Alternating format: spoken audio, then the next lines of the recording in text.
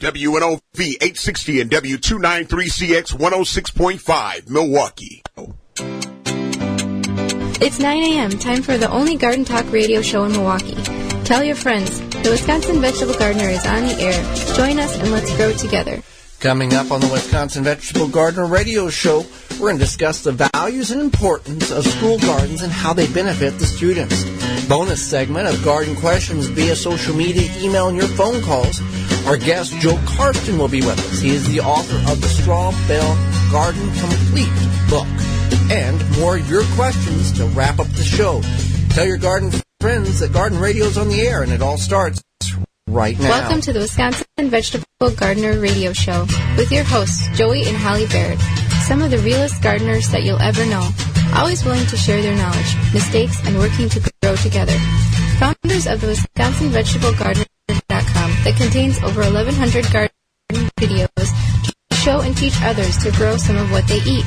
Join them for the next hour as they cover practical gardening information that has worked for them and more. Now here they are.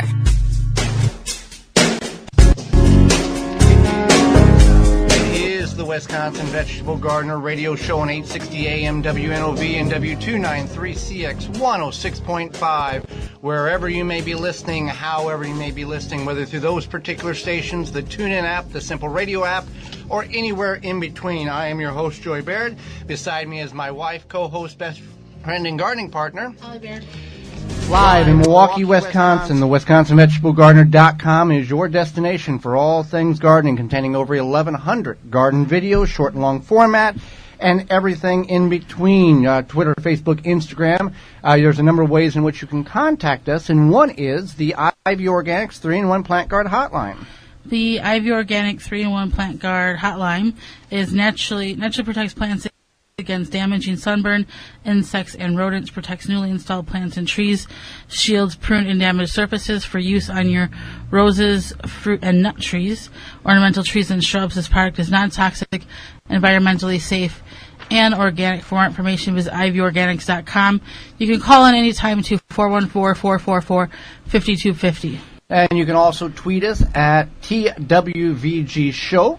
Or hashtag TWVG, or you can email us at twvgshow@gmail.com. You can also text TWVG, text 345-345 to TWVG and sign up for a weekly email. You can do that on the website too.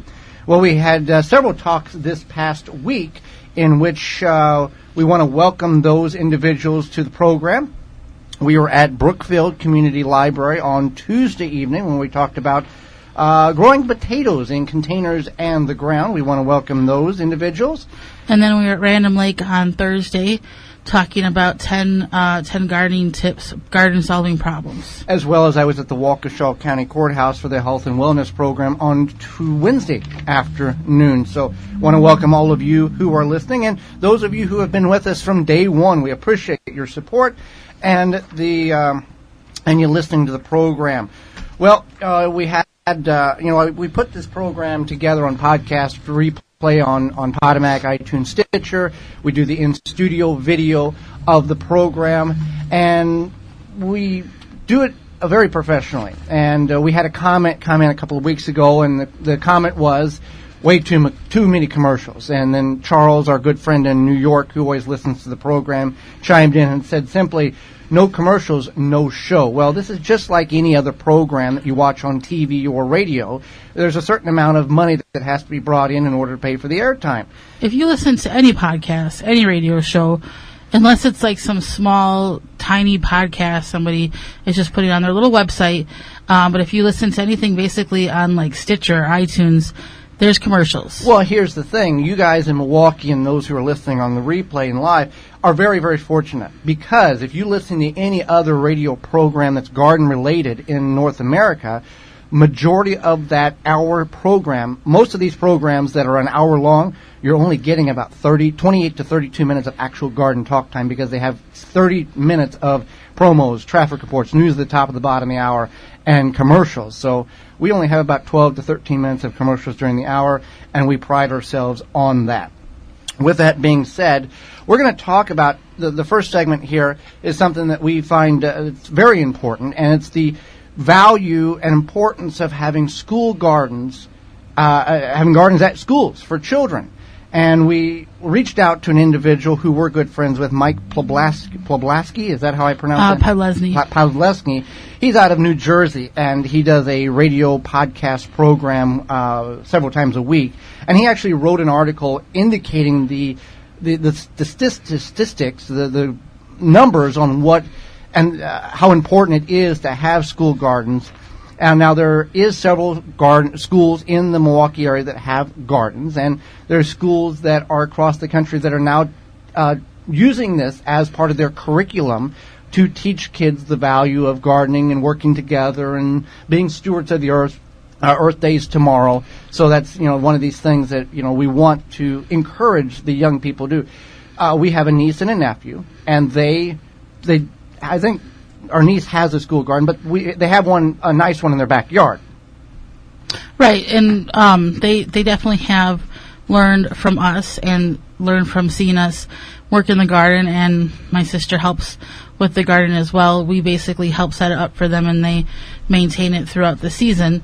But they understand. Yeah, when it was nice out earlier in March, one of those days, our nephew was out in the ground digging in the dirt, saying that he's kind of mimicking Joey.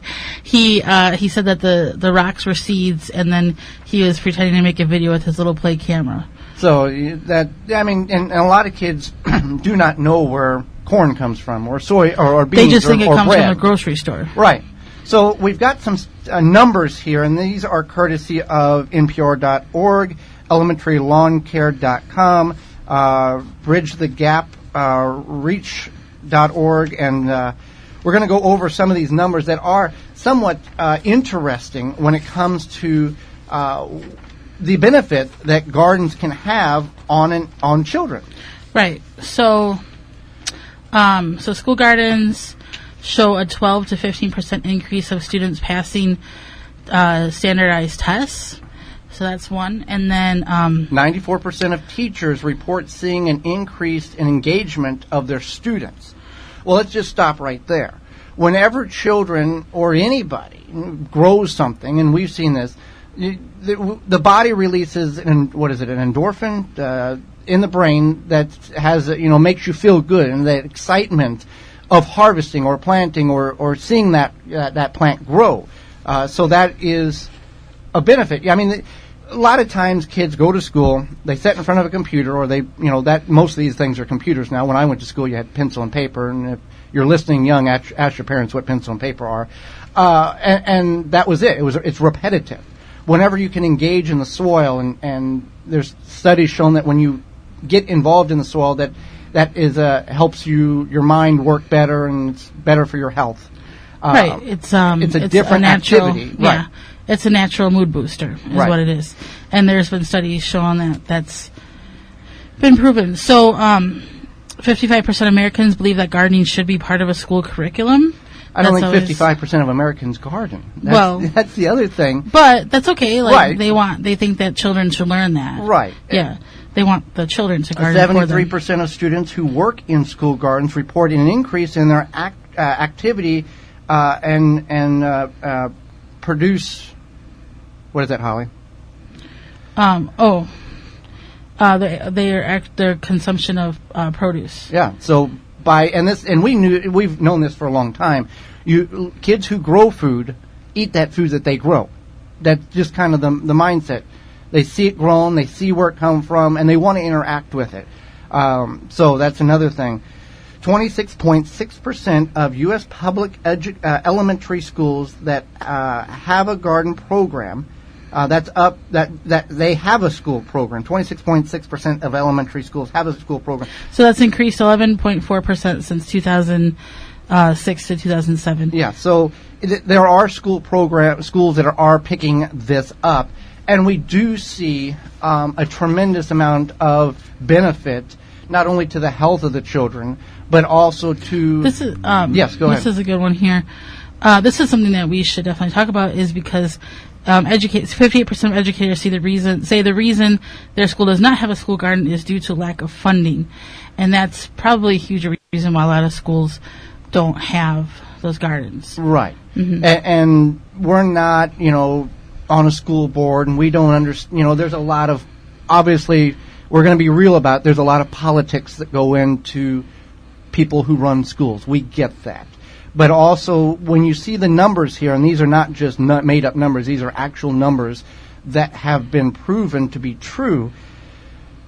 We do kids do fundraisers, and they sell candy, and they sell wrapping paper to all this stuff. To raise money for a school garden, I think, would be more of a, hey, would you like to help support my school garden or start a school garden? I think more people would be receptive to that than buying more wrapping paper or candy that's sometimes, let's be honest, a little overpriced. And I think that if they're trying to fund a school garden through, I don't know, a bake sale or whatever, mm-hmm. They could include some of these statistics, like this one where it says 60% of educators at schools with gardens say their students show a greater interest in eating healthier. And that's good because they're growing the food, they know where the food comes from, and they know that they've worked to grow those vegetables. And 91% of these schools in which have a garden, it's geared towards the pre-K and up through about the 5th grade. And that's really your developmental stage of that. And then once you get, 5th grade, then they can kind of take over, go home and say, hey, where can we have a garden? That type of thing. They understand the fundamentals of it. We had guest on last year, Carrie of the Seed Keeper Company. Carol, yes, yeah. The Seed Keeper Company, they go around and they fund, they support school gardens, and they donate some of their products to help school gardens develop and grow and store their seeds. And they told us a little story about a correctional facility. I believe it was in Idaho. Well, I want you to share the story, Carrie, of the correctional facility, the school. If you can share that story about the kids that just were amazed by the school gardens, if you would. Right. The Southwest Idaho Juvenile Detention Center probably is not a real happy place when kids are getting there, I'd be scared if I were going to juvenile detention. Well, there's a marvelous warden, as they would call him, I guess. Really, he's like the school principal. And he said, we need to start a garden here. We need to give these kids some hope. And so they started this marvelous garden, and after the first year, they donated over 1,000 pounds of produce to the local homeless shelter. And those kids felt great, and we just thought that was such a marvelous story, In a place that might be bleak, you learn something, and you walk away from that having, maybe you get in touch with yourself, you get in touch with other people, you learn that you can do things, that you can have a positive impact on society, and we just think it's a very, very cool thing, and our hats go off to them. And the funny thing is, we awarded them. They were one of our first years, and we got a letter back from the principal, let's call him that, and he was just so excited that we recognized their garden, and we went, you know what? We're the winners here. When people teach children how to garden, they carry it on, and they may not do it forever, but they understand it and the impact that food and plants have on our society. So that you can see, even if it's not a school, it's a correctional facility, the positive impact, giving, people in life want to see a reward for what they do, and we see a reward when we grow a garden. Even though it benefits us, we're not selling the produce, we're not donating anywhere, we get that endorphin high, we get that reward going, hey, we've accomplished something. We just didn't sit in front of a TV and play a video game for 12 hours. Now, sometimes in life it's okay to do that, but when it comes to all the food production of it. And another statistic, 84% of teachers consider that school garden programs help students learn better. So what comes out of this is that not only do the kids benefit, but so do the educators as well. And that seems to be the positive, is that it's not just benefiting the kids, it's benefiting the teachers. And it ranges from eating better class participation, positive side effects, incorporate garden studies, and then they can incorporate into existing programs such as nutrition, health, and science. Tying it all together. Yeah, tying it all together. Yeah. So I feel that it should be taught in schools. I think that would be definitely great. We've gone to a few different schools and talked about gardening. It's something that we do enjoy doing. It's not always possible, but is something that I think that should be considered. So we wanted to bring up these stats to just show that there is positive reinforcement or numbers that back up if schools do have gardens. And I understand that there is the money factor, the where are we going to put it, the who's going to take care of it type of thing, because the majority of schools are out of session during the growing season or most of the growing season. So we want to thank Mike Pedlesny from New Jersey, who wrote this article, shared it with us so we could share it with you. When we come back, it's a bonus segment of garden questions. We're getting so many of them. We want to address them at the correct time of year so we can help you grow better.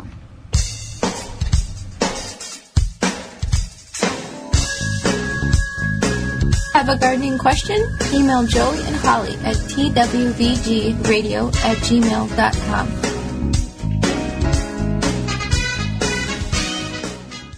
Keep your garden growing and your grass green with a Chapin G362D professional hose-in sprayer.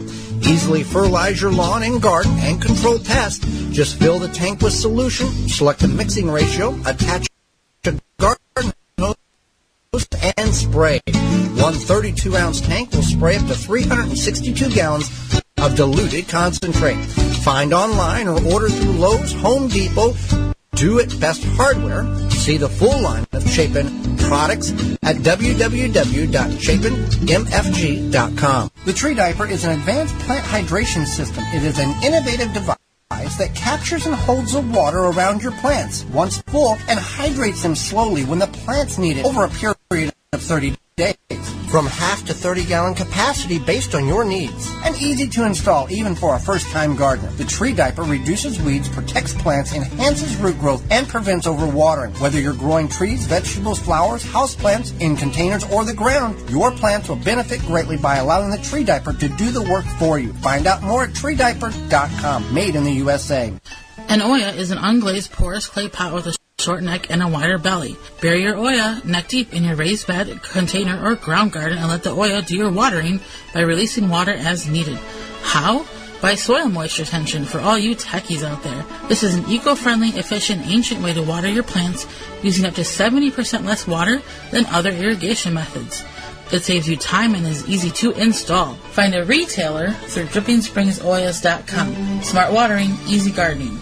Shield and Seal vacuum sealers and the highest quality vacuum sealing products, unique black and clear and all black bags, protecting your produce and product better than traditional bags. Find out more at shieldandseal.com. Zaz Products, offering great quality supplements that can help personal health and increase longevity. Committed to bringing you the highest quality products at the lowest price. Find out more at zazproducts.com. Walnut trees producing toxin? This garden fun fact is sponsored by Minerty.com. Get your 3-pack today. Drop the tea bag in water, let steep, then feed your soil, not your plant. 100% organic. Find out more at Minerty.com. Always free shipping. Walnut trees produce a toxin called gerlong. This is harmful to many other plant species. That toxin helps protect the plant's territory to ensure it gets enough sunlight.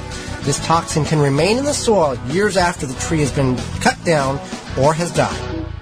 Do you have a problem with deer or small herbivores eating your vegetation? There is a natural solution that is safe for your pets and family. Bobex is the answer. An environmentally friendly solution to protect your plants, will not wash off, and is guaranteed. Bobex Deer was independently tested against 9 known competitors and rated 93% effective, second only to a physical barrier. Bobex can be used on all types of ornamentals, trees, and shrubs. Ask for it by name at your local independent garden center. Find out more, visit bobex.com. BOBBEX.com. I want a garden center that listens to and understands my needs.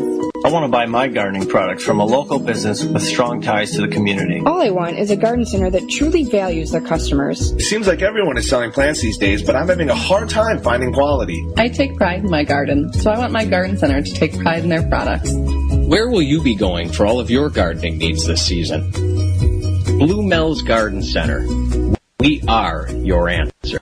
Blue Mel's, 4930 West Loomis Road, 414-282-4220. The Wisconsin Vegetable Gardener is brought to you by the following: Handy Safety Knife, BioSafe, Tall Earth, Chapin International, The Plant Booster, Ivy Organics, Woodman's Market, Blue Mel's Landscape and Garden Center. Find all sponsors at the WisconsinVegetableGardener.com and thank them for their support. Here's two gardeners that understand common sense. How effective is that, really? Well, that's about as effective as a screen door on a submarine. Joey and Holly Baird.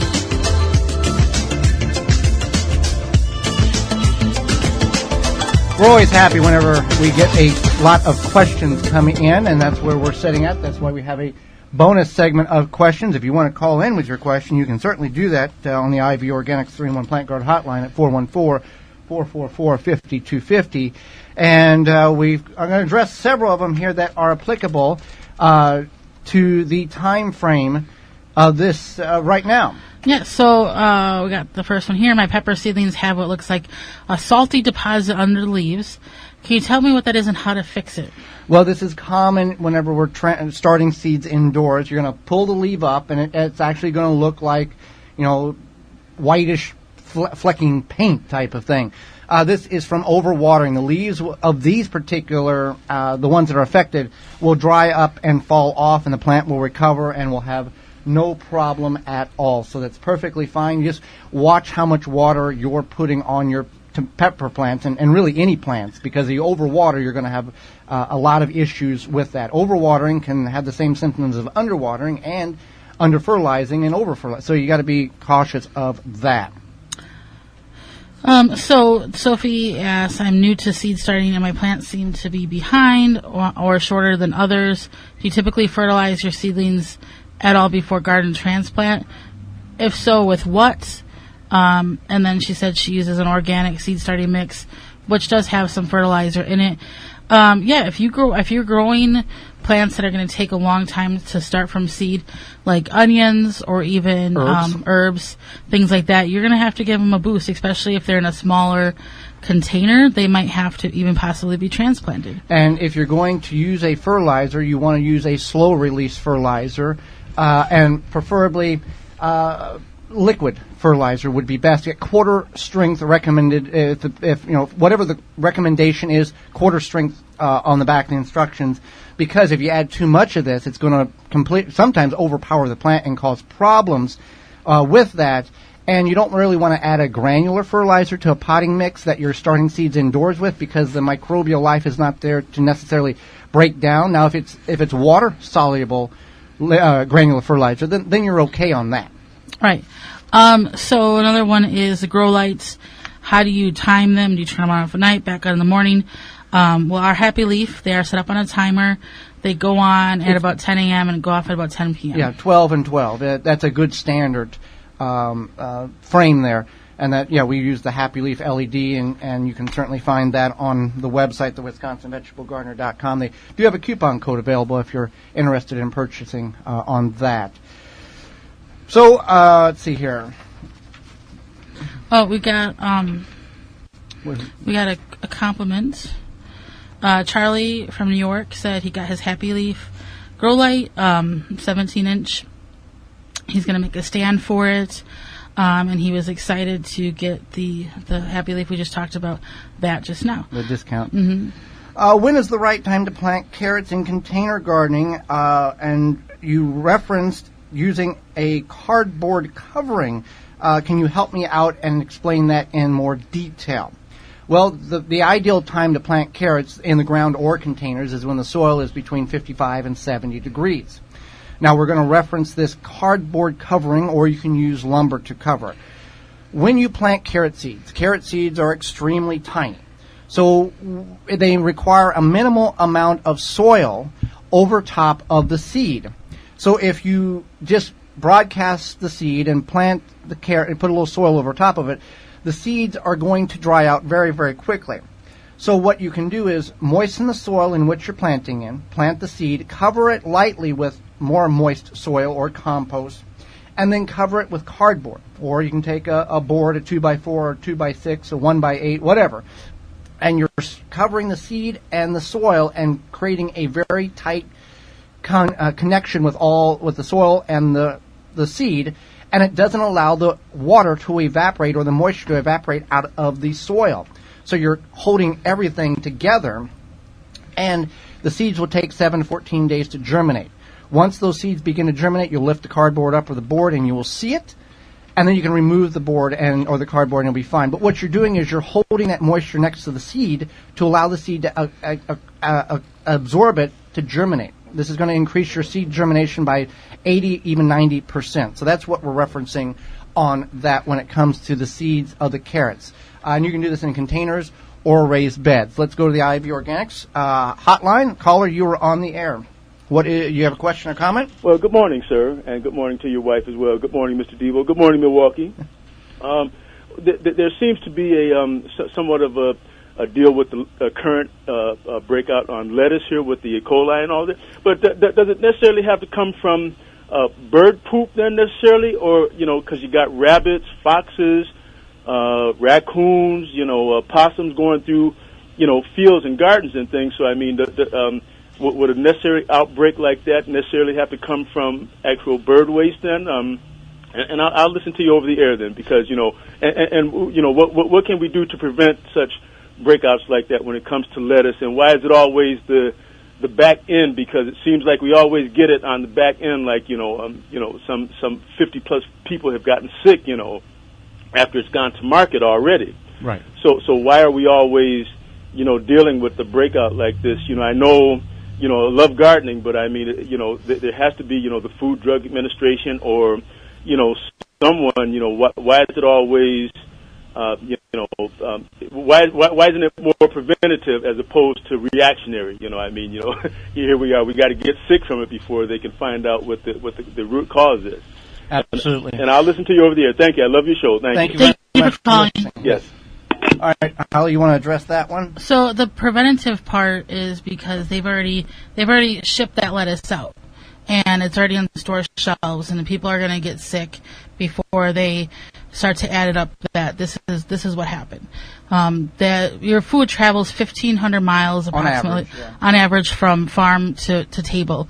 So think about that. If that lettuce was produced in California, by the time it gets here, it's on the store shelf. You take it home, you buy it, you eat it, and then it is contaminated.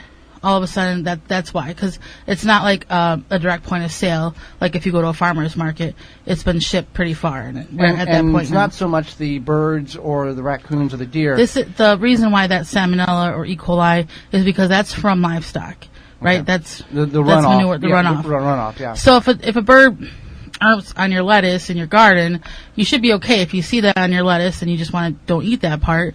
If a raccoon's running through your lettuce, just always rinse your lettuce. But for the most part, you don't have to really worry about that from your home garden. If you are, for some reason, concerned about that, you could always plant in raised beds or containers and keep it above the ground. Yeah, and the problem is, with the farm, it wasn't being properly maintained, and that's where that runoff comes from. That's another thing, is it's cross-contamination. Yeah. Just like, when you use your cutting boards at home, you don't want to use your chicken cutting board with your vegetable cutting board. Right. Yeah. So that's where that has come. Good so question. On large agricultural, they have to be more mindful of how they're combining things. Yeah, and especially when separate. it's like lettuce, and it's different if it's like soybeans or corn and it's for grain use. But with this actual getting shipped, that's the big problem with this. I would say that if to prevent this going forward, you could probably buy organic lettuce. I think that's a little bit safer generally. Right there, yeah. So good question. We appreciate that very much so, and I think we've at least addressed it to the point where it's makes some sense there. We addressed the tomato question, or the carrot question. Let's see here, number 35. Okay, so I've been watching the show on Netflix, filmed in the UK. They use this plant called comfrey in their compost bin. They also make a comfrey mash. It fertilizes the plants. It speeds up the composting. Can we grow comfrey in Wisconsin? And do we have a native plant in Wisconsin that does the same thing as comfrey? So I did some research on this. I can't find a native plant that does the same thing as comfrey. Comfrey is a very nutrient-rich plant. You can make teas out of it to feed your plants. You can put in your compost pile. A lot of NPK and a lot of micronutrients. Right. So it's a very nutrient-dense plant, right? So what you can do is you can grow it, though. And the nice thing about comfrey is that it's a perennial, which means that it's going to come back year after year. So even though it's not native, It was brought to the United States by people from the UK, and that's how it ended up here. It's not native, but you can grow it, and it'll come back year after year, and it is cold hardy. It's cold tolerant. It's not going to grow during the winter after frost, but it will come back. And you would want to grow it from crowns or from root cuttings. Growing it from seed is a little bit difficult. So that's that. Well, when we come back, our good friend and our guest, Joe Karsten, will be with us talking about straw bale gardening right after this.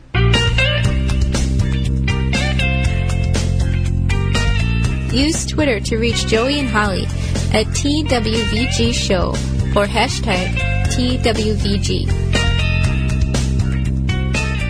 EcoGarden Systems is a revolutionary way to grow food. A fully contained raised platform with a conventional watering system. Solar power unit optional. Made from recycled material in the U.S., EcoGarden Systems raised garden bed offers sustainable organic gardening that is environmentally sound, quick and easy to set up, maintain, and fun to use. Fill your garden with soil and plant your seeds. Your EcoGarden will take care of the rest. Can set up in backyard, patio, and even your driveway. Any level surface. For more information, visit EcoGardenSystems.com. Use coupon code WIVEG125 to save $125 and get free shipping. A $250 value on the purchase of an EcoGarden original garden unit. Available only in stone color. Purchases must be made to the website EcoGardenSystems.com/store. Offer valid through December 31st, 2018. Available to the contiguous United States. Beans and Barley Market and Cafe, a neighborhood specialty grocery store for the east side and greater Milwaukee area, where you can find all you need, from fresh produce to bakery to organic frozen dinners, from wine to fresh squeezed carrot juice. A health food store with hundreds of products, vitamins, supplements, bath and body items, magazines, cards, books, and a knowledgeable staff. Catering available, open daily at 8 a.m. The restaurant serves breakfast, lunch, and dinner 7 days a week with a menu of good, healthy, homemade food, including vegetarian and non-vegetarian specialties. 1901 East North Avenue, Milwaukee, 414-278-7878, and online at beansandbarley.com. Hoss Tools wants to help you grow your own food. From seed starting supplies, hand tools, drip irrigation, harvesting equipment, and a complete line of all-natural pest control solutions, they've got you covered. Keep your garden weed-free with their time-tested, American-made wheel hose that are built to last a lifetime. And the precision garden seeders have proven design for planting a wide variety of seeds. Hoss Tools has what you need to get the most out of your growing space, large or small. Free shipping and outstanding customer service. Shop online or request a free catalog at HossTools.com. Rebel Green, responsibly made natural products that are good for you and the environment. Made in the USA, plant-based, vegan, and always toxic-free. Find out more at rebelgreen.com. Flame Engineering, home of the Weed Dragon, the perfect propane torch kit for home and garden use. For killing weeds, no need to pull or spray. 100 other uses. Find out more at flameengineering.com. Root Assassin, a garden tool that does all the root functions with its advanced shovel that has serrated edges on both sides. Find out more information at rootassassinshovel.com. I know you're looking for an alternative to harsh chemicals, but you want professional strength products. BioSafe's garden line gives you just that. Professionally used for 20 years, available to homeowners. Organic solutions that are effective. They offer an array of eco-friendly products, from plant food, fertilizer, to one-of-a-kind herbicides, organic weed killer. BioSafe's products can be used around children, pets, wildlife, so you can enjoy your yard more. Grow stronger, healthier with BioSafe. Find us on Facebook at BioSafe Home and Garden and visit us at biosafe.net to learn more. Get 10% off your next purchase at biosafe.net by using coupon code TWVG at checkout. The number one key to healthy, productive plants are the roots. Starting from seed to full-grown plants, rootmaker.com has the answer. From seed starting trays with an innovative design that air prunes the roots, creating a fabulous root system, never again will you have root-bound plants, to multiple gallon grow bag sizes to raised beds. Rootmaker.com has your grow needs covered. Visit rootmaker.com. Pomona's Universal Pectin is high-quality pectin that gels reliably with low amounts of any sweetener. If you're trying to reduce the amount of sugar in your diet, you'll love Pomona's Universal Pectin. Now you can make healthy homemade jams and jellies sweetened to your taste. You can use sugar, honey, or any alternative sweetener you'd like. Pomona's Universal Pectin keeps indefinitely when stored in an airtight container. Easy to use, versatile, and comes with directions and recipes in every box. Find out more and where to buy at PomonaPectin.com. Available at most natural food stores and online. The Wisconsin Vegetable Gardener Radio Show is brought to you by the following: Flame Engineering, Eco Garden Systems, Bobex, Plant Success, Beans and Barley, M.I. Gardener, Outpost Natural Food Co-op, Root Assassin, Manure Tea, The Gardener's Hollow Leg. Find all sponsors at the WisconsinVegetableGardener.com and thank them for their support. Now back to the Wisconsin Vegetable Garden Radio Show with your hosts, Joey and Holly Baird.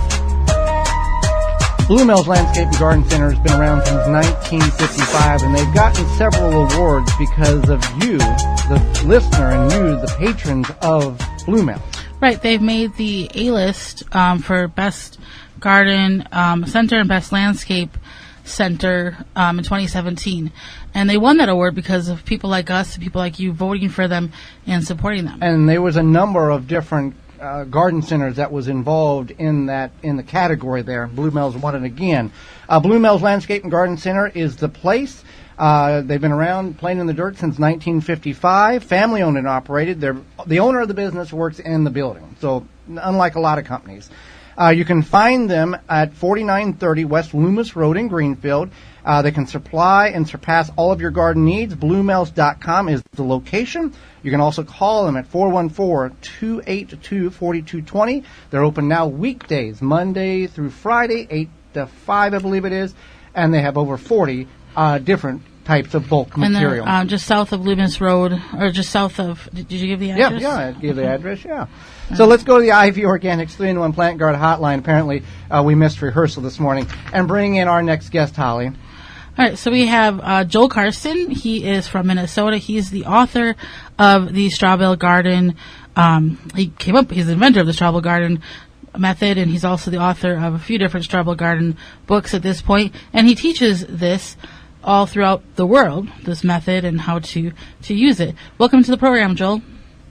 Good morning. Good sunny Saturday morning to you. Well, I guess it is in Minnesota. It might be sunny. In Milwaukee, it's a little different story. Hey, but there's no snow coming out of the sky, so let's be happy for that. We got 12 inches a week ago Saturday, so we got 12 inches. So. Well, at some point, we're going to get in the garden, Joel, and your concept or your development of the straw bale garden method, how did this concept begin? Where was that like, hey, I think this might work?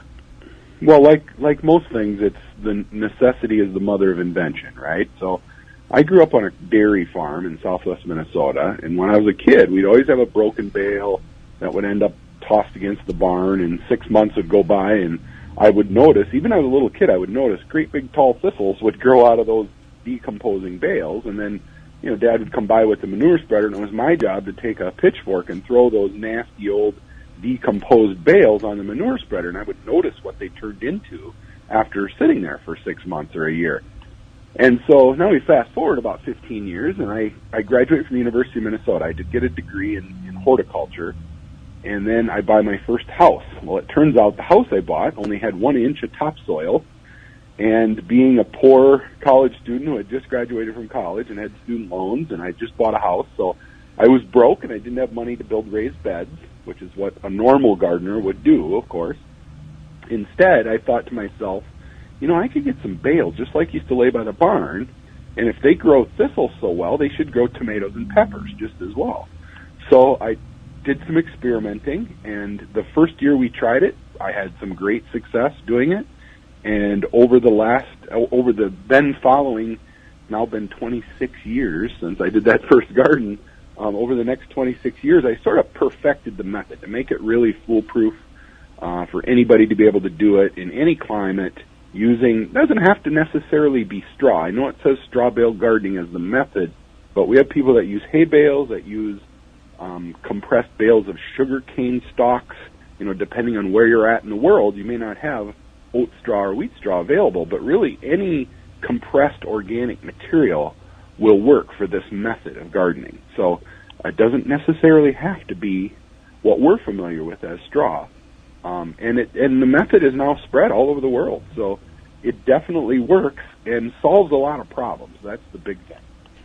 A lot of people will see the straw bale gardening method, or they'll read something about it online on some random blog post and they don't read your book, they don't reference your great information, what is the biggest mistake people make for these people who fall into that trap of sorts? That's a good question, Holly. And I'll tell you, the first thing that's really important for your listeners to understand, for everybody to understand about straw bale gardening, and I say this at the beginning of my talks, and it really gets a quick response, is nothing really grows in straw. It's important to know that. You need to first decompose the straw, because things grow really well once that straw has begun to decompose. But if you just started with a fresh bale of straw and tried to plant into it, you'd have very poor results. You need to spend the first 2 weeks what we call conditioning the bale. And that process is really where we're feeding bacteria inside that bale. Now, the unfortunate thing is you can't see them because they're so small. But we're going to feed these bacteria what they like to eat. And what bacteria like to eat is nitrogen. Now, that can be in the form of an organic source of nitrogen like blood meal or something else that has nitrogen, or it can be just lawn fertilizer if you're a traditional gardener. So you're going to throw lawn fertilizer in there, and you give it a little moisture, a little bit of water, and that fires up those bacteria. And the bacteria very quickly will colonize. They'll reproduce.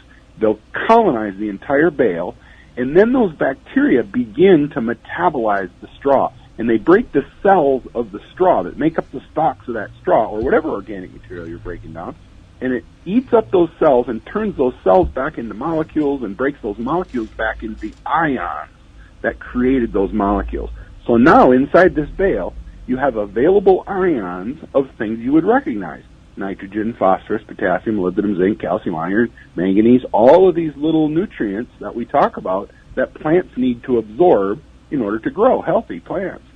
So now these ions are available. They can be taken in through the roots of your new tomato plant or whatever it is you planted into that bale. So you have to get the bale conditioned before you can plant in there. Now, if you're just driving by someone's house and you saw some straw bales sitting out there, and a couple weeks later they had tomatoes planted, and a couple weeks later they had great big tall tomatoes they were harvesting, you might think to yourself, well, I'll just get a bale of straw and I'll just plant something right in it. And you would very quickly nosedive. You would not have very much success at all doing that. So that's the biggest mistake people make, is they anticipate that they can just buy a bale of straw and just plant something in it and it's going to grow fine. And it really doesn't work. You first have to go through the conditioning process. Well, that's important. Well, I want to make reference to people who may be listening to the program who really are not farmers or don't even know what a straw bale is. What are we talking about the size of a bale? It's what, about 3 foot long by about 18 inches high? Is that about what we're looking at the dimensions? Okay. That's pretty average. You know, if you get out west, they got what we call three stringers. They got big bales out there. They'll be 48 inches long, and they'll be 20 inches tall or 22 inches tall if you set them up on edge. And they got 3 strings going around them. So they're great big bales. But the method that I give you in terms of how much nitrogen to use will really work from a pretty small bale to a pretty good sized bale. Now, if you get to the great big square bales that the farmers make these days, or you get to the big round bales, you're going to have to scale up how much nitrogen you use in order to get those conditioned based on how much that bale weighs. You know, if it weighs 20 times as much as a small bale, you'd have to scale up that much. Well, but you can use big round bales. As a matter of fact, there's a woman from Wisconsin who has a YouTube video about how you can cut a big round bale in half and use that for straw bale gardening. So it does work.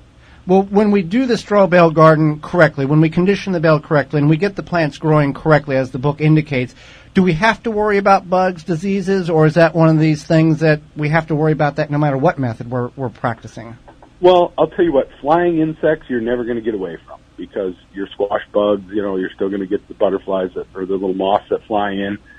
So those are difficult to fight those. You use the same traditional methods of preventing those and as you would in a regular garden. But the one thing that we do have a big advantage on with straw bale gardening is remember that inside this bale is becoming new soil. So it's virgin soil you're working with inside the bale. You're never using last year's soil that you gardened in. So if there's any insect or disease problems that are harboring in the soil, you don't have to deal with those from one year to the next. Eventually, a soil-borne insect will find its way up into the bale, and it'll eventually find the roots of the plant. But that'll take at least a season before you're going to have to deal with those same soil-borne problems. The big one is disease problems. You know, if you have tomato blight in your tomatoes, that blight tends to be spores that are stuck on the leaves of the tomato. Now, tomato leaves fall off. They get tilled into your soil or worked into your soil. And then next year you plant a tomato in the same area, and those spores on those leaves are still in that soil. Along comes the rain and splashes that spore up onto the leaves of that new tomato plant, and now the disease is back again, whether that's septoria or, verticillium wilt, or there's lots of tomato diseases that we fight, and they're almost always universally, they're transmitted from spores that come from your existing soil. So what the garden center will tell you is, well, just go to the other side of the yard and plant your tomatoes over there. But the problem with that is if you walk in the other part of the garden with your shoes, you're going to pick up spores on your shoes, and then you're going to transfer them to the new garden spot, and eventually you're going to get the disease in that spot as well. So it's real easy to transport those spores from one to the other. Where if you put down bales, now you're 20 inches above the ground when you plant your tomatoes, so you're not going to have to deal with those spores. So for those of us who are doing it correctly, and those maybe who want to do straw bale gardening, what is one or two of the benefits that absolutely stand out above the rest? Well, biggest one in our climate up here, where we're up north, is that the bales get warm. And, it's hard to explain why. I could go into the biology of why, but really it's all these dividing bacteria inside there. And as they divide, they vibrate. That vibration dissipates this heat. And that heat causes your bales, during this decomposition, this conditioning period, causes them to get really hot. Right now, if you look on Facebook, there's people all over the country that are conditioning their bales, and the popular picture is they'll stick their thermometer in their bales, and they'll take a picture of it, because they can't believe their bales are 130 degrees inside, or 125 degrees. And so it's an amazing concept that happens, but it does. Now your bales cool off a little bit after the 2 weeks of conditioning, but they still might be 100 degrees when you plant that tomato in there. Well, now a tomato is growing in a 100-degree bale of straw instead of 45 or 50-degree soil. That's a huge advantage. It allows faster root production. You'll see roots will penetrate deep into that bale. When your seeds germinate, the roots are looking for that heat down below in the bale, so very quickly they'll establish roots. And getting large root systems established early is, of course, really important for vegetable plants because it allows them to take up more nutrients later in the season. It allows a larger reservoir of moisture for those plants. So the fact that those bales get warm really is a distinguishing thing, and it's really important the further north you get. It's still an advantage if you're in Texas and you're planting a garden because they can plant a little earlier there, just like we plant a little earlier up here if we're using straw bales versus the soil. So they get a little bit of an advantage as well. But the further north you get, I have people way up in above the Arctic Circle, believe it or not, in Alaska and Norway. They just love this method because they don't have to wait for the soil to warm up. They can plant as soon as the weather gets nice enough. They can get their plants in the bales. So because of that warmth. So that's a really big advantage. The fact that you don't have to bend over is a big one. There's a lot of people out there with physical limitations that can't get down to the ground. So that's a really big one. That's an obvious one, but, people who use wheelchairs to get around, it's a great way for them to be able to garden. People who just like to put a lawn chair next to the bale and be able to plant and harvest while in a seated position. It really allows access for a lot more people. And the biggest one of all is there's no weeds. We think about vegetable gardening. Along with the vegetable gardening comes lots of weeding, lots of effort throughout the summer. And with the straw bale garden, you'll get very few, if any, weeds. You might get a couple sprouts of oats or wheat that left over that might come out of your bale. You pluck those out and I tell people to take all those wheat sprouts and make a wheatgrass smoothie.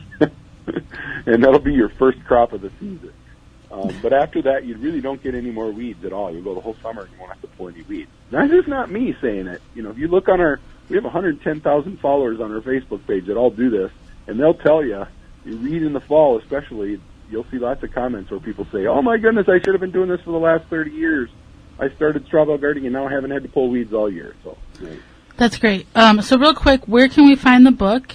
I'm sure most large retailers, but where can we what's the easiest way for us to find the book? Well, you can go to our website. That's the best way, strawbalegardens.com, and you'll get an autographed copy from me, especially. So you can go there, or, of course, anywhere, basically anywhere books are sold, you can find it. It's a super popular book, so almost everybody that sells books sells copies of it. So. Well, Joel, we greatly appreciate you taking time and sharing your information with Holly, myself, and all of our listeners about straw bale gardening and the benefits that it can have for our backyard and our health. Hey, thanks so much for having me on, you guys, and have a great gardening season if I don't talk to you. Absolutely. Thank you, Joel. And we'll be Bye-bye right now. back after this with your garden question. If you have a gardening question, now is the time to call in on the ivorganics.com 3-in-1 Plant Guard hotline at 414-444-5250. Wouldn't you love to get more from your growing space? By utilizing the square foot garden method and properly spacing your plants, Seeding Square will optimize and organize your veggie garden to grow more greens and less weeds. The square foot color-coded seed spacer is a great tool for any garden, ground container, or raised bed, and all experience levels, even little green thumbs. For more information, visit seedingsquare.com. Seeding Square is gardening made simple. Mycorrhizae is a beneficial fungus from PlantSuccessOrganics.com that will greatly increase your plant's germination ability and healthier root structure. You can increase seed sprouting, root growth, and general plant germination. Mycorrhizae can be used with hydroponic root cutting, seed sprouting, cocoa coir, and soil. PlantSuccessOrganics.com carries powder, granule, and tablet form of mycorrhizae. Increase the level of mycorrhizae in your soil to give your plant the optimal opportunity to produce incredible harvests. For more information and to purchase, visit PlantSuccessOrganics.com. Garden seeds do not have to cost a fortune, just 99 cents at migardener.com. Now with over 450 varieties of non-GMO, heirloom, and organic flower, vegetable, and herb seeds available year-round. Pay less and get more seeds. Shipping as low as $2.50. That just makes sense. Go to migardener.com for seeds and garden needs, tools, and special blend fertilizers. migardener.com. It's that simple. Family owned and operated. Tall Earth Wood Treatment All-in-One Preservative and Stain offers lifetime protection and creates a unique silver-aged wood finish. All ingredients are non-toxic, eco-friendly, perfect for garden beds and veg trucks. Find out more at tallearth.com. Free shipping on all orders. Use coupon code WISCONVEG to save 15% off orders placed at tallearth.com.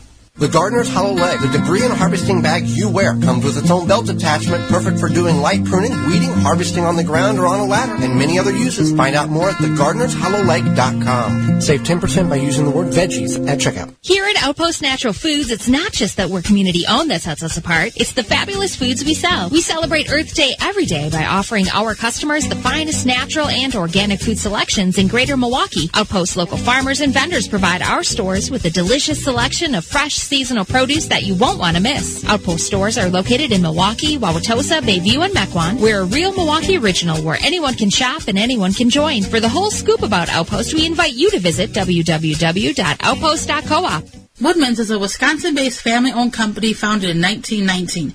They offer low prices in every single aisle every day. No need to carry a discount card. From produce to meat to international to natural and organic, all offered at the lowest possible prices. Over 60,000 products at every store. Service and savings every day. They're employee-owned to help you save money. They also offer online shopping for pickup and delivery, working to save you more money. Visit woodmans-food.com to find the nearest location. Hi, I'm John Lewandowski, retail manager of Blue Mel's Garden and Landscape Center. Now, I'm not going to tell you about our awesome dome-grown plants, our beautiful pottery, or our 40 varieties of landscape materials. What I am going to tell you is that Blue Mel's is a local, independent, family-owned garden center that truly cares about your garden or landscape project. So if you're looking for that one garden center that actually cares about you, come to Blue Mel's Garden and Landscape Center. We've been treating our customers like family since 1955. Blue Mel's, 4930 West Loomis Road, 414-282-4220. The Wisconsin Vegetable Gardener Radio Show is brought to you by the following: Haas Tools, Tree Dyke, Root Maker, Seeding Square, Rebel Green, Dripping Springs Oil, Zaz Products, Shield and Seal, Pomona Universal Pectin. Find all sponsors at the WisconsinVegetableGardener.com and thank them for their support.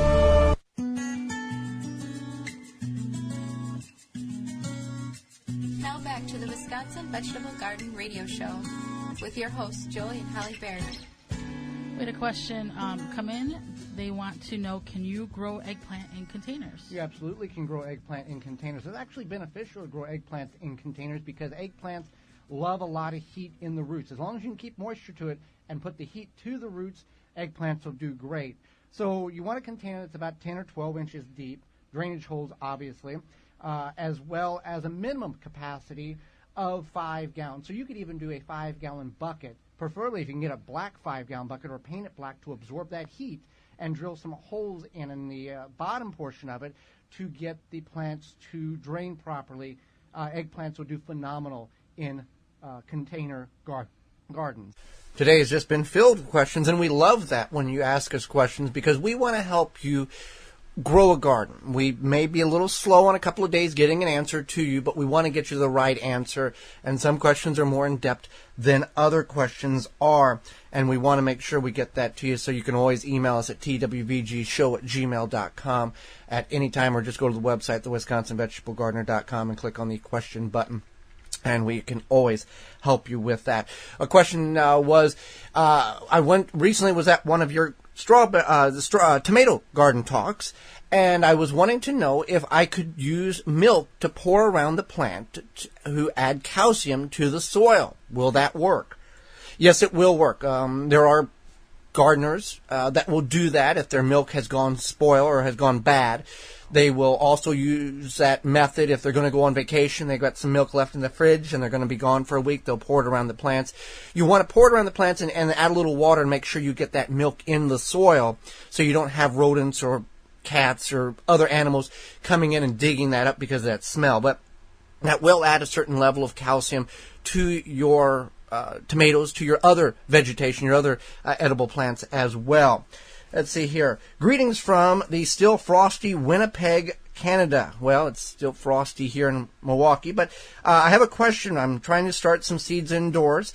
I am planting using those cheap, tiny peat pots to start in, the little Dixie cup sized ones. How long can a plant survive before I need to repot it or it gets root bound? My end date to put plants in the ground here in Canada is the Canadian holiday. I guess that would be May Long Day weekend, which is around the 18th of May here in the States. What is your suggestions? Well, when we try to start seeds, the peat pots are good if it's a temporary deal. The peat pots are that peat moss that is formed into a small pot, or some are larger. You can get these at your garden center with plants already in them. They wick water away from the soil very quickly. So you want to have a lot of soil mass inside that container. I would recommend something that would be the size of a party cup, a 9 or 16 ounce, 9, 12, 16 ounce area. So you have a lot of soil in it if you have the space. And if you want to go with the peat pot, that's fine. When you plant the seed in the garden, you want to remove that peat pot, essentially remove the whole thing and plant that root ball in the soil, because the peat pot doesn't break down over the growing season as it is suggested it is supposed to. It can take a year or two, and you're restricting the roots. So you want to do a much larger container, or if you just want to do in root maker trays or party cups, just make sure you water adequately and don't overwater. Some people are watering, we get emails, some people are watering their tomatoes and their peppers and their eggplants daily, and that's far too much water. You want to water when the soil is dry or almost dry. You can kind of see that the soil pull away from the container itself. As it's drying away, it just naturally pulls away from the walls of the party cup, the cell that you planted in, and you want to catch it right before it does that. You just don't want to overwater it, because a lot of problems can persist when that occurs. What is the largest and juiciest carrot I can plant? Well, that is up for debate. This is from Jane. There's a list of great seeds from carrot seeds on migardener.com. They are being sold out. MI Gardener is restocking them as quickly as possible. But I don't have a specific one that I like more than others. If you've had a fresh carrot that you've pulled out of the garden, it is the most juiciest carrot you've ever had. You don't get that juicy level, that flavor level as you would at the grocery store. You can get it, mimic it slightly from the farmer's market, but it's not the same. But just any carrot grown out of the garden, you're going to have a very good juicy carrot. We are out of time, and we appreciate yours. We always enjoy you joining us each Saturday morning. Join us next week. Programming note, we're going to discuss the importance of bringing birds into your garden and how to do it correctly, as well as perennial edible plants, which you might want to set up, such as a food forest, that the plants will grow for you and you have to put minimal to no effort into it, as well as author of Composting for a New Generation, Michelle Bales, will be with us, as well as your garden questions. Miss any portion of this program or want to revisit it in its entirety, you can find that under the radio tab at the website, thewisconsinvegetablegardener.com. Miss any portion or want to revisit it or look for a specific interview or certain topic from Season 1 or Season 2, you can find that under the highlight tab on the main page of the website. For Holly Baird, I'm Joy Baird, and until next week, we will see you in the garden. You have been listening to the Wisconsin Vegetable Gardener Radio Show. Tell a friend and join Joey and Holly again next week so we can all grow together. The Wisconsin Vegetable Gardener Radio Show is a production of the WisconsinVegetableGardener.com in association with WI Garden Media Broadcasting, live from the WNOV 860 AM and the W293CX 106.5 FM, Courier Communication Studios in Milwaukee, Wisconsin.